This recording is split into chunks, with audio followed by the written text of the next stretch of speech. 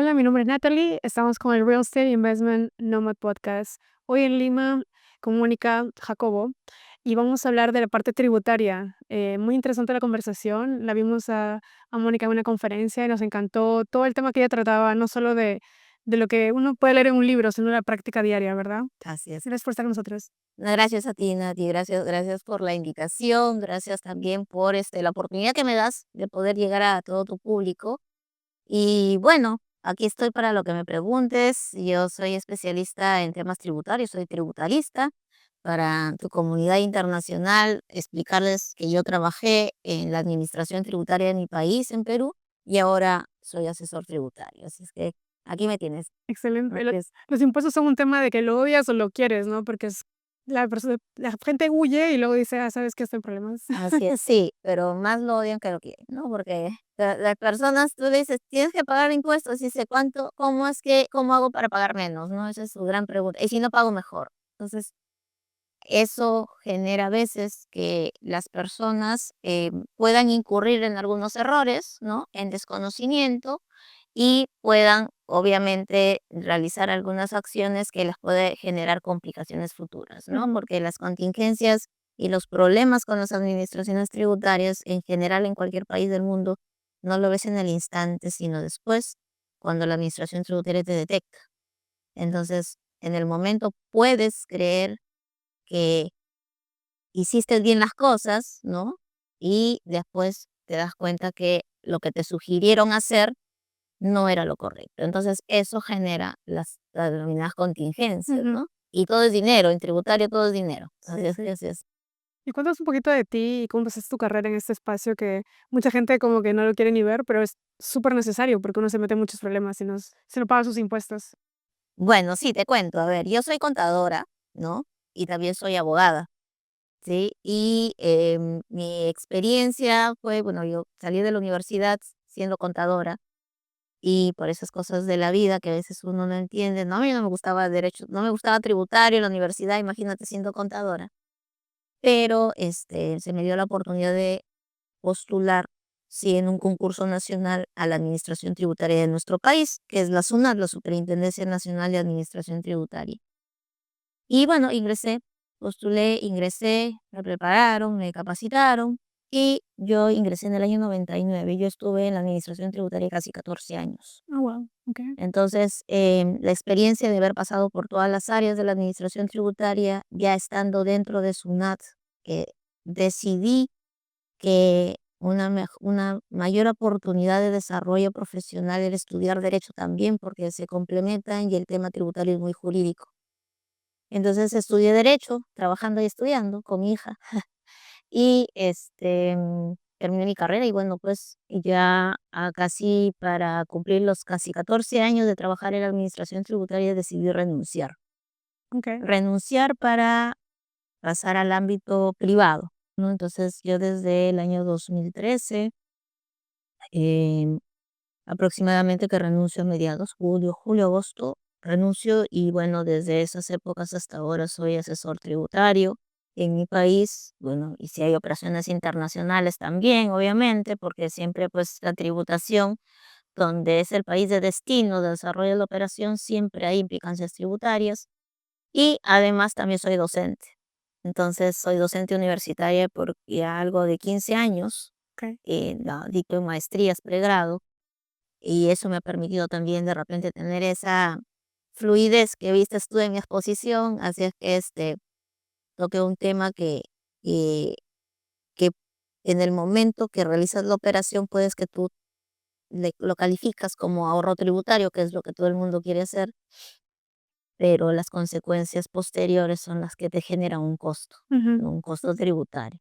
Y bueno, ese es en chiquito lo que me hizo caminar por el sendero del derecho tributario. Así es que em, tengo acá mi estudio en Perú, ¿no? Yo asesoro a nivel, como te digo, a nivel nacional, personas naturales, jurídicas, o cualquier tipo de entidad que evidentemente tenga temas tributarios que tratar, ¿no? En mi país. Qué fantástico la parte de impuestos y, lo es La contabilidad. derecho, porque normalmente es uno y lo otro, y cuando lo juntas es como que es un libro lleno de conocimiento, es como que preguntarte a ti, esto como que saber todo un diccionario de todas las cosas y trabajando en la SUNAT especialmente, como que de dentro y de afuera de todos los lados, la verdad. Ah, Siem sí, pero sí, la verdad es, haber estudiado contabilidad, y yo siempre lo digo, me abrió las puertas para varias oportunidades profesionales que tuve en mi vida y una de ellas pues una, digamos que la más importante, pero entendí cuando trabajaba en SUNAT que el derecho tributario es muy jurídico, ¿no? Entonces, tener las dos carreras en mi formación profesional, te hacen ver las cosas de manera distinta, ¿no? No solamente desde el punto de vista de qué es lo que dice el derecho, sino operativamente cómo funciona también la contabilidad. Y eso me ayuda a ver de repente algunos temas que no se ven de manera simple, porque el derecho tributario es complejo, pero cuando ya lo conoces y lo quieres operativizar, ¿no? Con la contabilidad y todo, entonces te ayuda a ver con mucho más claridad temas que a veces no se ven a simple vista, porque, como te dije, los temas tributarios en cualquier país del Ujú. mundo son complejos por naturaleza. Siento Y que los es, hacen así a propósito, ¿verdad? sí, es una área del derecho que los mismos abogados no les gusta. Entonces los tributaristas, el ámbito es como muy, digamos que muy chico, se llama, no sé, porque justamente es un ámbito del derecho que es muy especializado, ¿no? Y bueno, y nadie se quiere meter con los tributos, ¿no? Dime qué hago, le dicen al contador, ¿no? A sus contadores, dime qué hago, ya yo lo hago, pero a veces hay temas como que son muy especializados que necesitan un análisis jurídico. Y el perfil del abogado tributarista es el que encaja ahí para poder solucionar temas que van más allá del tema contable. ¿M? Entonces ese es mi plus y bueno, además de haber trabajado en la administración tributaria, pues, Claro, ¿no? 100%, no, estamos Entonces, con todo tu conocimiento y gracias por proveer esta información.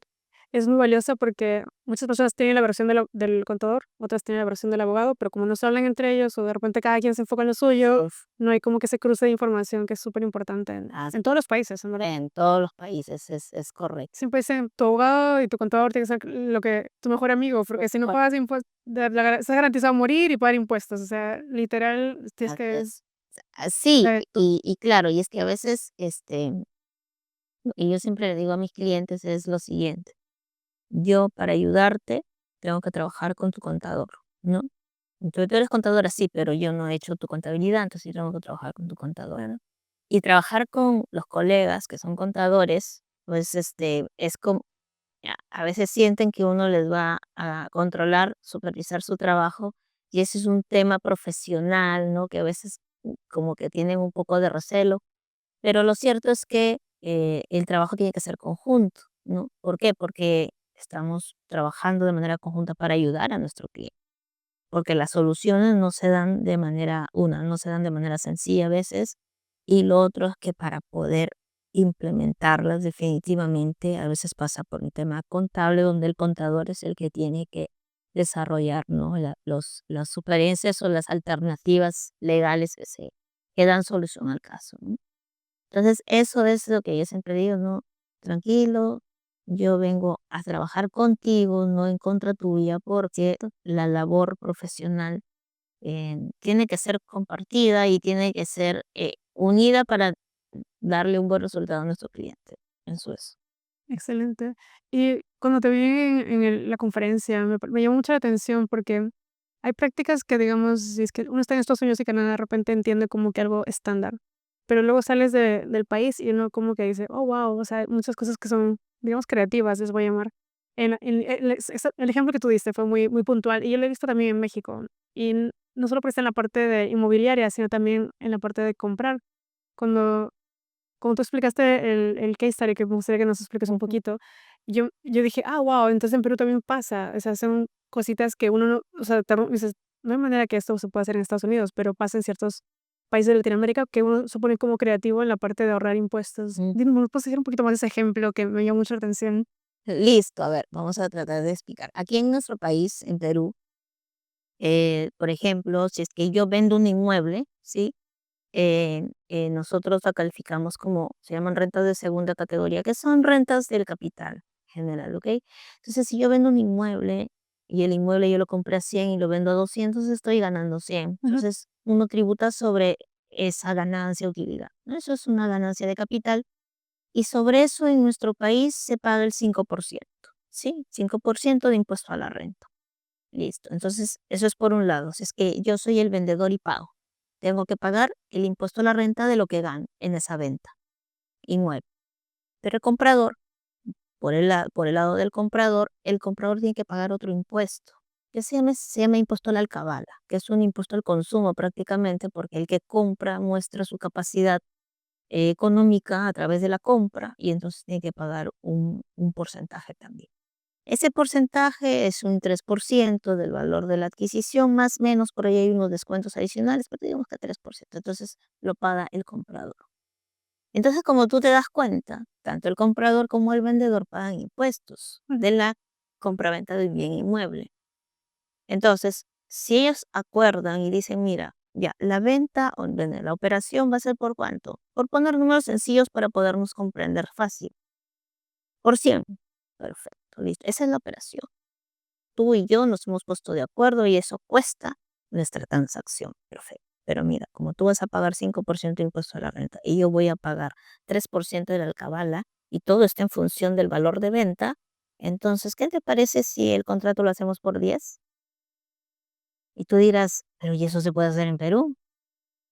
Te diré que sí, porque hay controles que todavía no están como muy bien establecidos.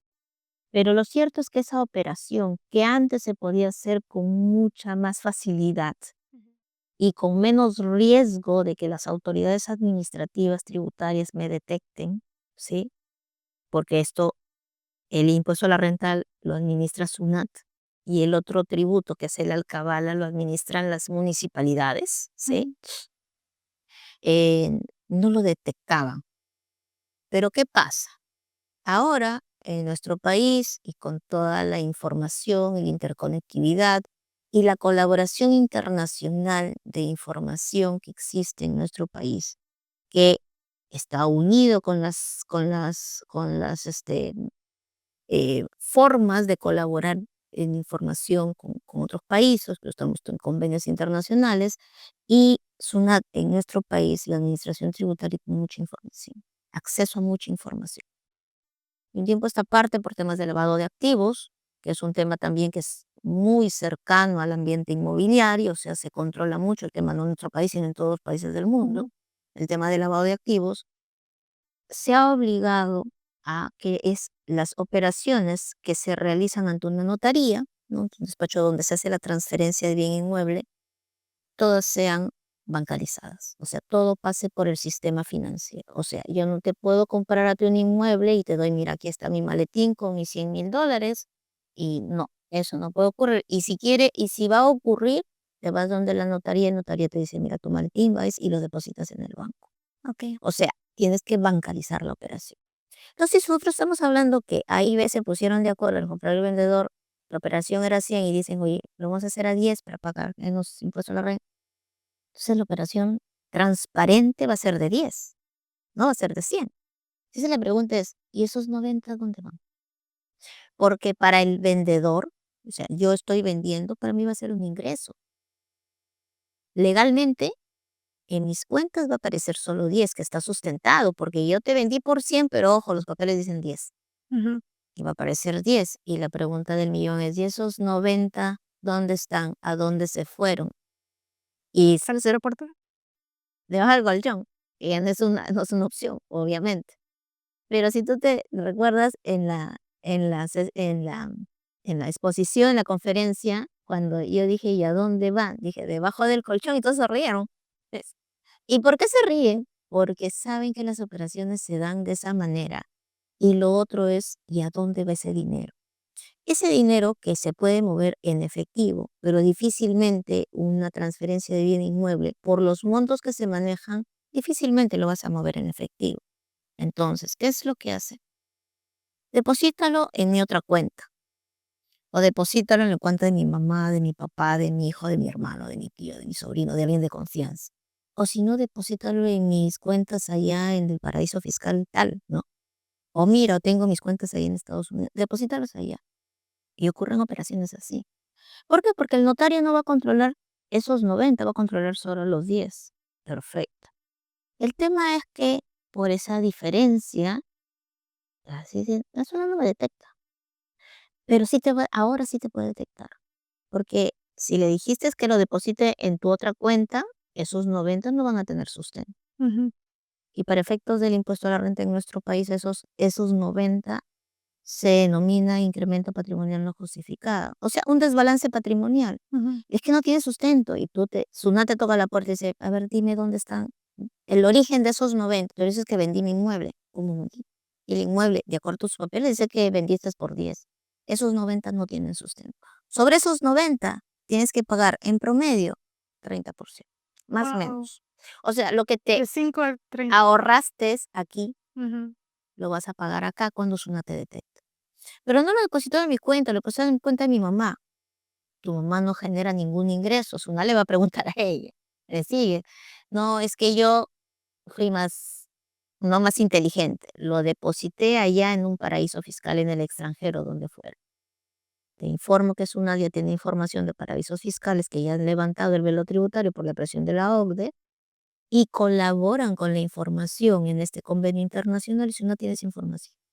O sea, SUNAT sabe si tú tienes cuentas en el exterior que te generan rentabilidad. Y si uno te va a preguntar, allá está, no sé, en las Islas Británicas, a ver, tienes un depósito de 90, más intereses, rentabilidad, inversión y todo, a ver, dime de dónde salió.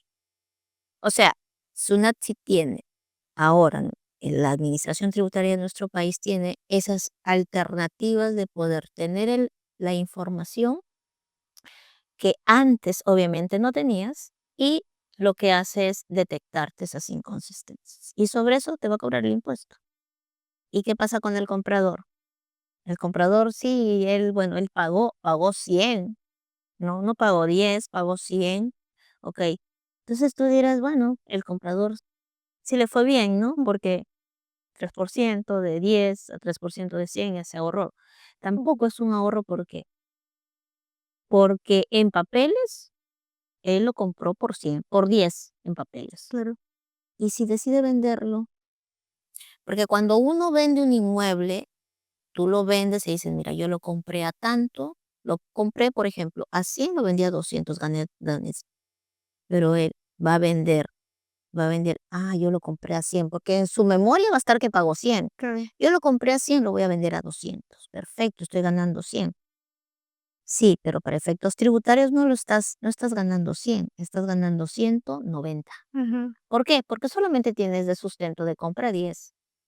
Entonces, esa diferencia, nuevamente, vas a tener que pagar el impuesto a la renta, porque ahí es el 5%. O sea, de esos 90 que no tienes sustento de costo, que no pagó el vendedor, lo vas a tener que pagar tú, comprador, cuando vendas el. Entonces, esa operación que tú dijiste, mira, tú y yo nos ponemos de acuerdo, tú ahorras, yo ahorro y la hicimos bien y le engañamos a las administraciones tributarias y no pagan. Cuando ocurra lo que te acabo de contar, pues el comprador va a tener un costo tributario elevado y el vendedor va a tener también un costo tributario elevado. Pero eso es después. Pero las personas lo ven más allá. Ven El hoy día. el hoy día. Dicen que ahorran, pero realmente no ahorran. Y entonces ese esquema, que parece ser un esquema muy común, ¿sí? Se entiende que en ese momento los dos se abrazan y son felices porque dicen, he tenido un ahorro tributario, que no es un ahorro tributario porque lo que estás haciendo es engañar al fisco con un documento cuya realidad no es la de 100, sino la de 10, o sea, legalmente. Claro. Pero tu perjuicio es a futuro, cuando SUNAT te detecte o cuando tú vendas el inmueble, el comprador. Y ahí te vas a dar cuenta que no ahorraste. Lo que hiciste al final es generarte una contingencia tributaria, o sea, un costo tributario futuro que cuando te des cuenta ya no vas a poder hacer nada, porque no vas a tener cómo sustentar. Entonces eso es lo que ocurre en mi país y mucha gente no se da cuenta. El sector inmobiliario, que en la conferencia que tú estuviste con nosotros, eh, había muchas personas, ¿no?, que estaban participando en el evento, que son personas que, los corredores, que hacen corretaje, ¿no? Que están en presentes en las operaciones de compraventa. Ujú. ¿Por qué? Porque son los que comisionan por las operaciones y ciertamente nunca vieron las operaciones. Es más, ellos sugieren y sugieres. Entonces, em, parte justamente del trabajo que yo hago es advertir esas situaciones, ¿no? Y para que esas situaciones no ocurran. Y sobre todo decirle, mira, si tú operas de esta manera, tu operación futura va a estar protegida. No vas a tener un costo, no vas a tener un problema que te va a ser mucho más caro. Porque mira, si tú fuiste el vendedor y no pagaste 5% sobre esos 90, después vas a pagar 30. Guau. Entonces no estás ahorrando. No, al contrario, es Claro, mucho más más intereses y todo, ¿no? penalidad. Así es. Y multas si escribiera. Interesante porque literal sí, siento que los agentes inmobiliarios ese día a todo el mundo abrió los ojos porque dijo: "Guau, no sabía este escenario, y Ujú. en lo que puedo, comprometer a mi cliente en algo que yo sugiero", porque es la normalidad como se hace, pero no en práctica, literal, ambos pierden. Así Y es. con la tecnología más todavía, o sea. Ahora con la tecnología y las comunicaciones, todos tenemos acceso a mucha información y la administración tributaria Se queda no se queda atrás, no es más. Y ocurre en todos los países del mundo, creo, pero aquí en nuestro país, SUNAT es una de las instituciones que invierte mucho en tecnología, interesante. invierte mucho en tecnología y está a la vanguardia.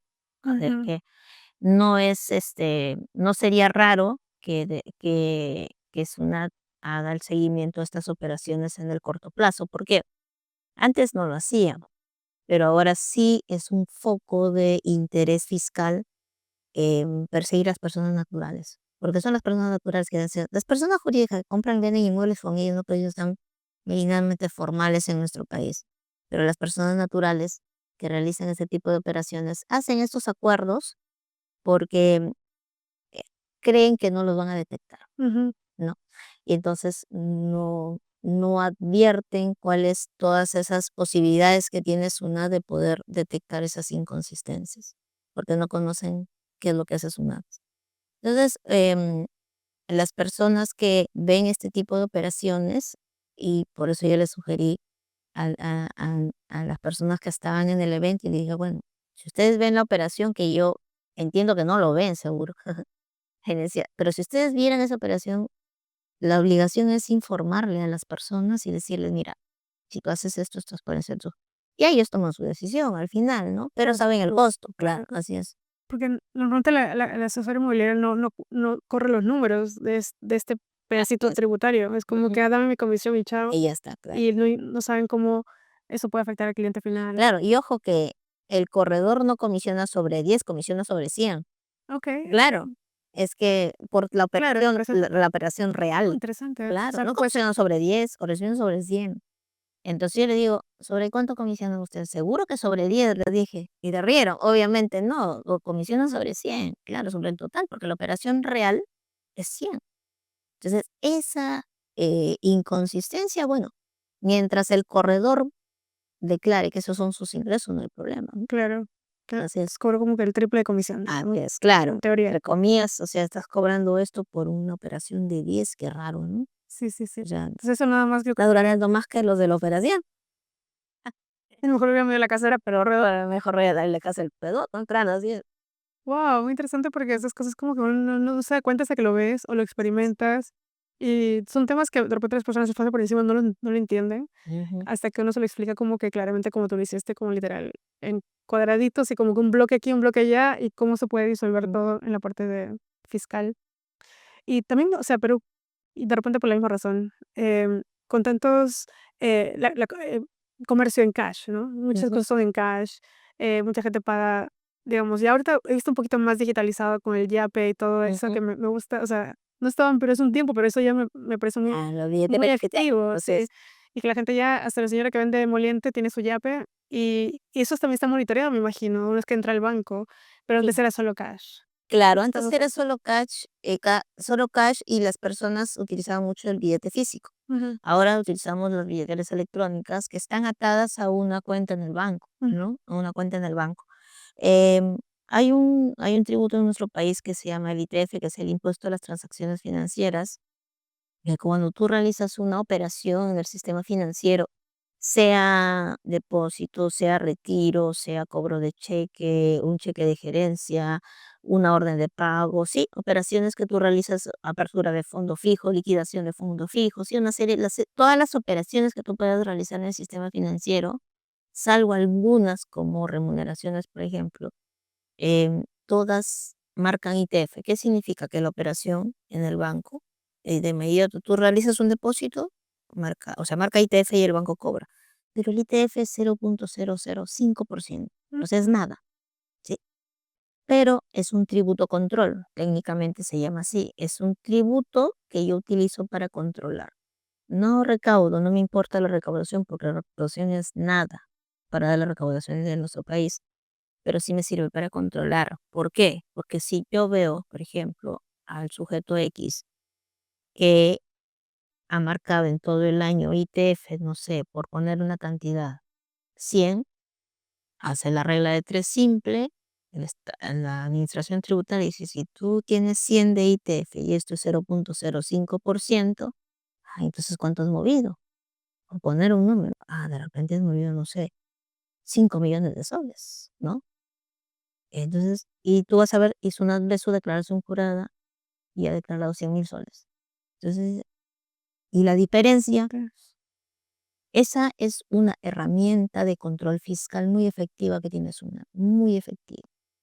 Además que por temas de acuerdo con la OCDE, ¿no? Del cumplimiento de unas series de órdenes, se ordenó por allá por el año 2004 más o menos, se instauró la bancarización. O sea, todas las operaciones tienen que bancarizarse.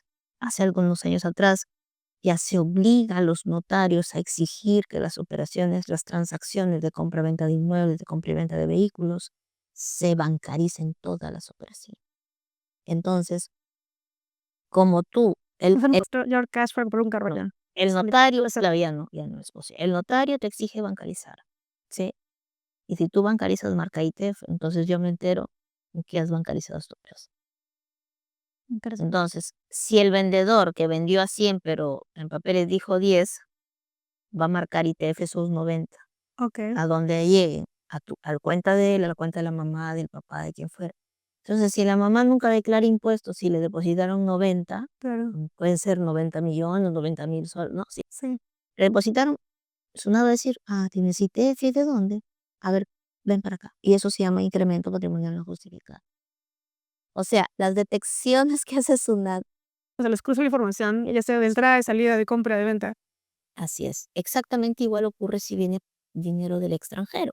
Por ejemplo, tú que tienes tus clientes que quieren invertir en otros países, o de repente peruanos que están en otros países y quieren invertir acá en su país, lo que hacen y cometen un gran error es lo siguiente. Le hablan a su familiar que reside acá y le dice, te voy a depositar todos los meses tanto para que me compres un departamento. Pero mira, como yo no estoy allá, entonces cómpralo a tu nombre. Y ya, pero ese departamento es mío, pero cómpralo tú porque yo no estoy ahí. Ya. Ocurre mucho, mucho, mucho ocurre. Entonces le pregunta, la persona que está acá, que recibe un depósito constante de fuera del país, vamos a poner un monto, $10.000. En $10.000, $240.000 en el año, para que compre un departamento a nombre de él, pero cuando realmente es de su familiar que está fuera del país. Ujú. Legalmente y en papeles, es esta persona en el país que ha tenido un flujo dinerario del exterior de 10.000 soles, que no sabemos de qué, y que además se ha comprado un inmueble. Ujú. Entonces una le va a preguntar, dime el origen de esos $10.000 Ujú. mensuales que han llegado a tu cuenta.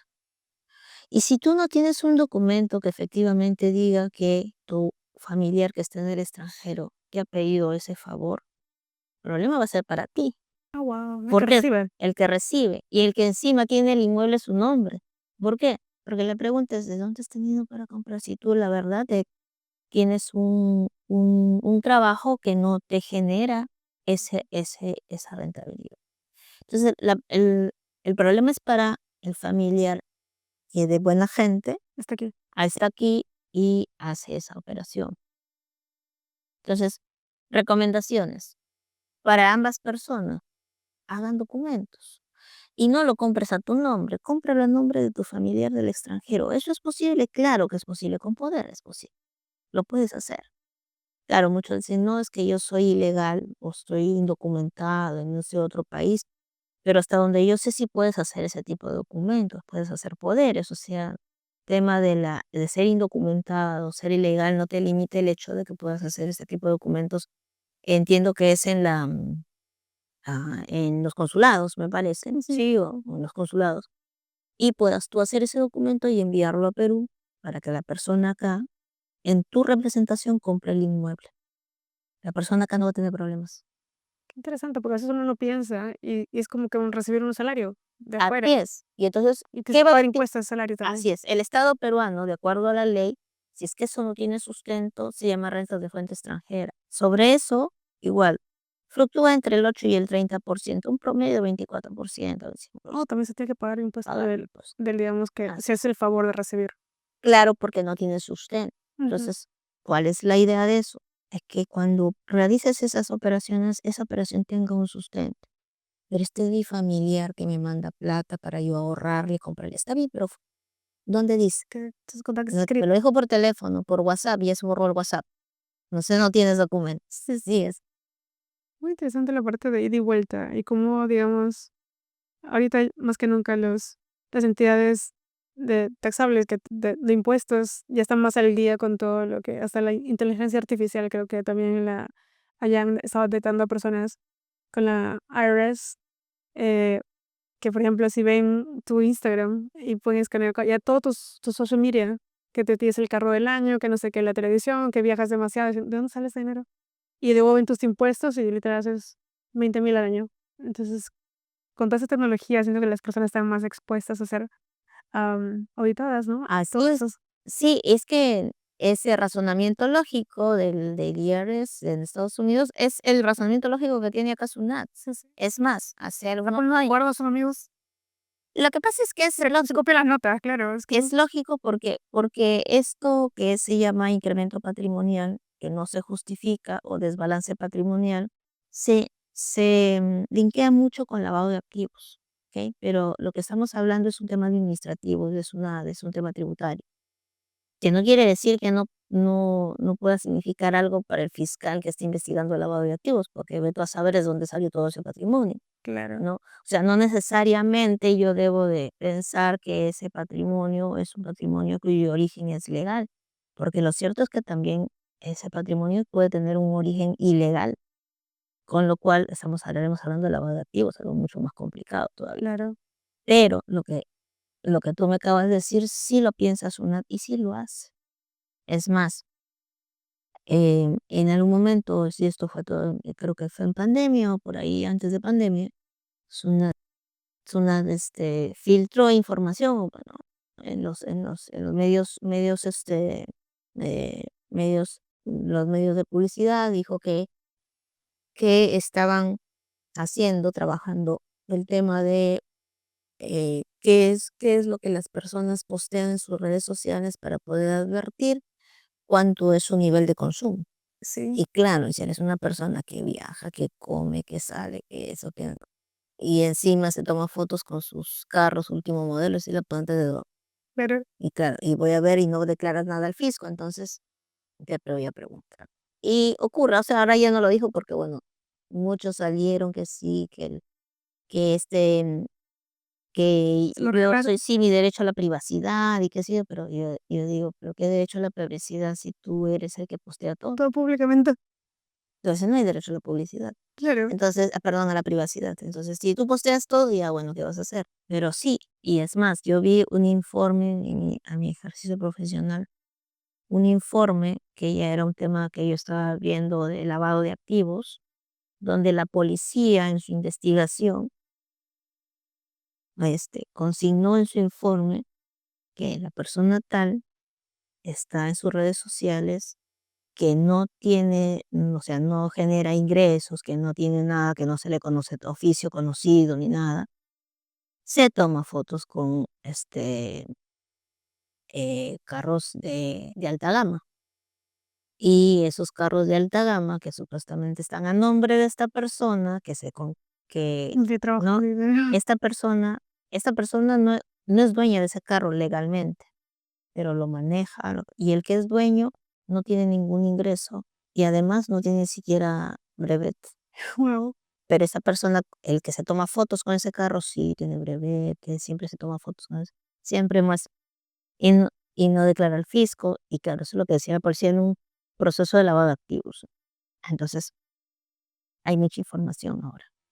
Qué Entonces, interesante. Y entre tecnología e impuestos, creo que es un tema que, o sea, puedo hablar contigo semanalmente. Siento que siempre hay algo que podemos aprender.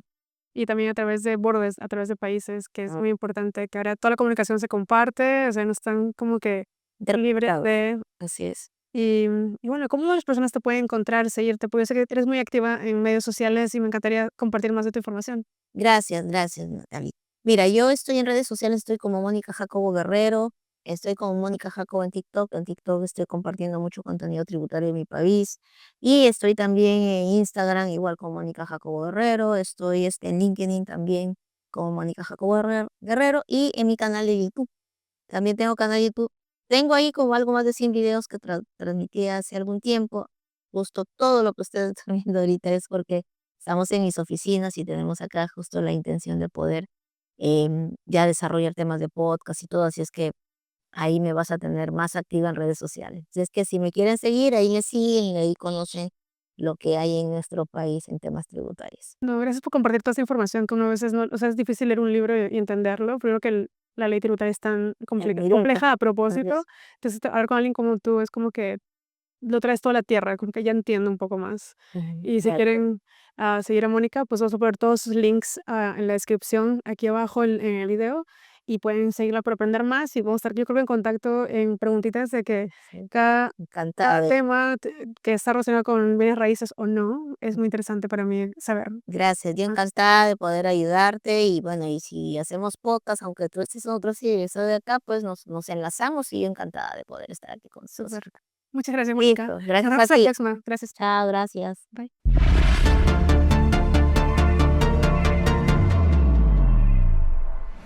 Thank you for joining us on the Real Estate Investment Nomad podcast. I hope today's episode has inspired you to explore new horizons in global real estate.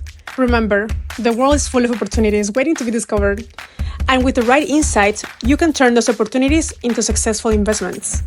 If you enjoyed the show, please subscribe, rate, and leave a review. Your feedback helps us bring you the best content possible. Don't forget to follow us in social media for more resources and updates. Until next time, my friends, this is Natalie Salas, encouraging you to think big, invest globally, and transform your real estate journey. Safe travels and happy investing.